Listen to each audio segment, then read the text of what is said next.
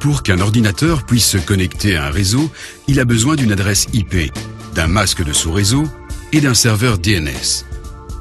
Tous ces paramètres peuvent être configurés automatiquement grâce à DHCP. Mais vous pouvez aussi les attribuer manuellement. Ce module vous explique comment faire.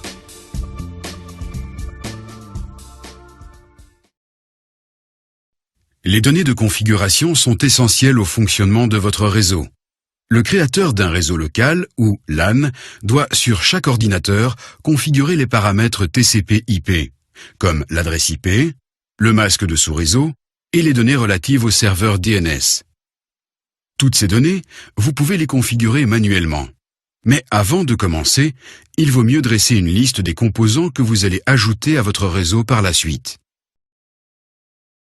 Si votre réseau local est connecté à Internet via un routeur, vos adresses IP locales sont entièrement dissociées d'Internet. En effet, le routeur a une adresse IP externe qui lui a été attribuée par votre fournisseur d'accès Internet, ainsi qu'une adresse IP interne avec laquelle il communique avec les différents composants du réseau. Mais comment choisir correctement l'adresse IP de chaque élément du réseau?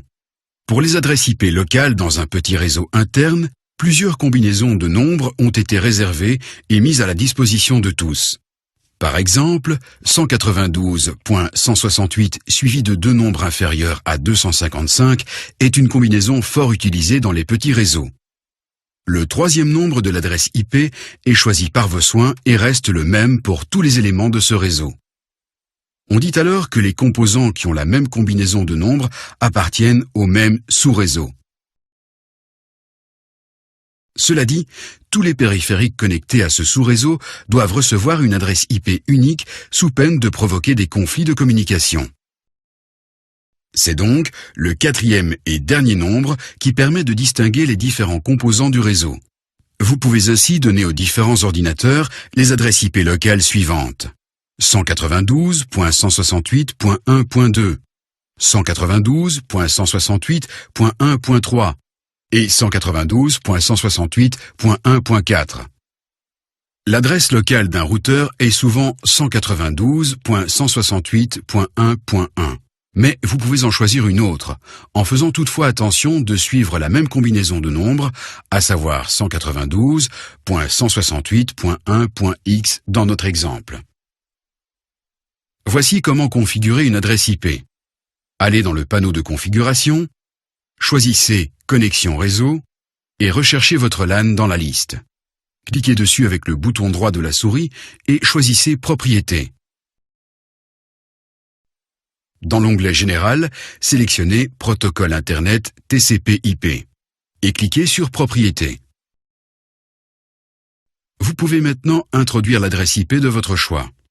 Veillez à prendre note de l'adresse d'origine au cas où.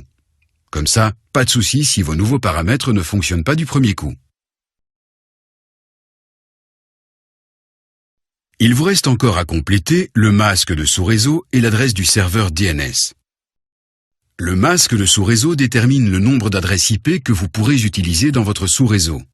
Dans notre cas, seul le dernier nombre de l'adresse IP change, ce qui signifie que ce sous-réseau peut héberger 255 adresses IP. Le masque de sous-réseau est donc 3 × 255 suivi par 0. Le 0 indique la partie de l'adresse IP qui, dans ce sous-réseau, peut varier d'un composant à l'autre. Pour connaître l'adresse du ou des serveurs DNS, vous devrez interroger votre fournisseur d'accès Internet. Souvent, si vous cliquez dans la partie Serveur DNS, après avoir spécifié une adresse IP, Windows la complète automatiquement. Sous Passerelle par défaut, tapez l'adresse IP de la passerelle, à savoir l'appareil qui sert de tampon entre le réseau LAN et l'Internet. Dans un réseau avec routeur, il s'agira de l'adresse IP interne du routeur. Configurer manuellement un réseau revient donc à prendre beaucoup de décisions. Voici, pour terminer, un précieux conseil. Prenez toujours note des valeurs d'origine avant de modifier la configuration. Bonne chance! Cliquez sur plus d'infos pour consulter d'autres informations à cet égard.